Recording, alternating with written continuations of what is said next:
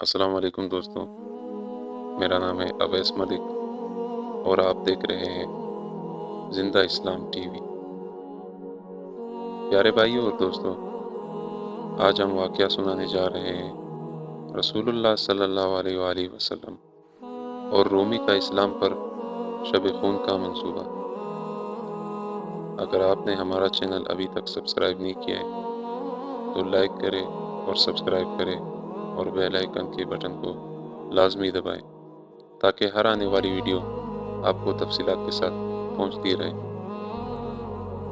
پیارے دوستو، ہمارے آج کی یہ کہانی اور واقعہ ہے رسول اللہ صلی اللہ علیہ وآلہ وسلم اور رومی کا اسلام پر شب خون کا منصوبہ۔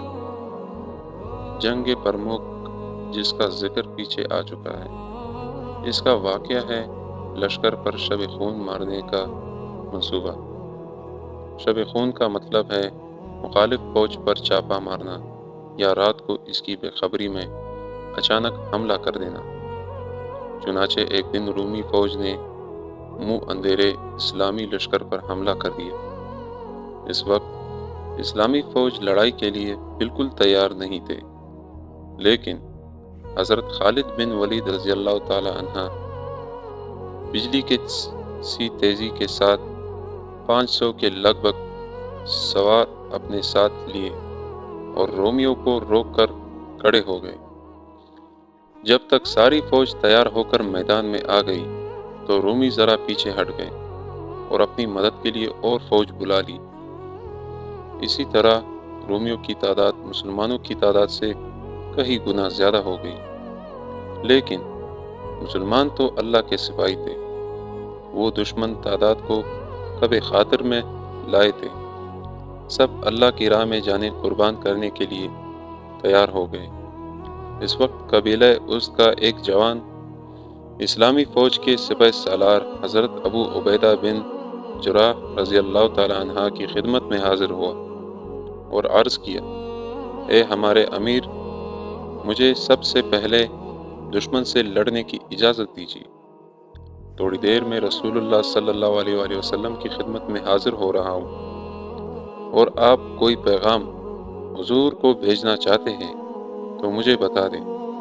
اس نوجوان کی گفتگو کا مطلب یہ تھا کہ اب وہ زیادہ دیر صبر نہیں کر سکتا، دشمن سے فوراً لڑنا چاہتا ہے۔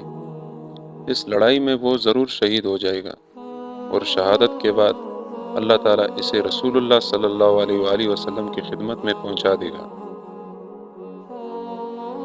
پیارے بھائیوں اور دوستو، حضرت عبیدہ رضی اللہ تعالی عنہ نوجوان مجاہد کے شوق شہادت اور رسول اللہ صلی اللہ علیہ وآلہ وسلم کی خدمت میں حاضری کی پختہ یقین کو دیکھ کر بہت حیران ہو گئے، اور جوان مجاہد کی گفتگو کا اتنا اثر ہوا کہ آنکھوں میں آنسو آ گئے۔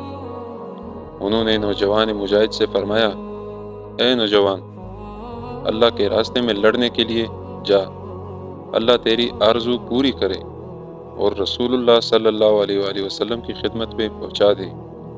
اس وقت ہم سب کی طرف سے رسول اللہ صلی اللہ علیہ وآلہ وسلم کی خدمت میں سلام کے بعد عرض کرنا کہ اے اللہ کے سچے رسول، ہم نے اللہ کے دین کو مضبوطی سے تھام رکھا ہے اور آپ کے خاطر طریقے پر سختی سے عمل کر رہے ہیں۔ آپ نے جو بھی وہی فرمائی تھی وہ پوری ہو چکی ہے۔ حضرت عبیدہ رضی اللہ تعالی عنہ سے اجازت یا کر آزادی نوجوان دوڑ کر میدان میں پہنچا اور اس زمانے کے دستور کے مطابق دشمن کو للکار کر کہ کوئی ہے جو میرے مقابلے پر آئے۔ اس کی للکار سن کر رومیوں کے 4 جنگجو ایک ایک کر کے اس کے مقابلے پر آئے اور چاروں اس کے ہاتھ سے مارے گئے۔ اب رومیوں نے اپنا ایک تجربہ کار نامی جنگجو مقابلے کے لیے بھیجا۔